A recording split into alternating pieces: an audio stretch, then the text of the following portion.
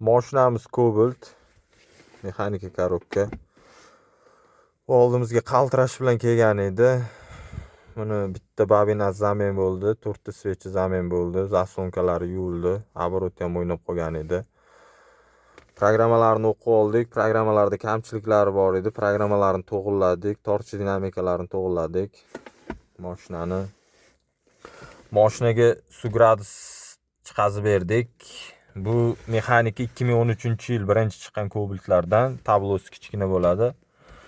Shularga ham chiqazsa bo'ladi suv gradusi. Sizlarga ham shunaqa xizmatlar kerak bo'lsa, bemalol murojaat qilaverasizlar. Mashina idealni bo'ldi. Buni test drive keldim.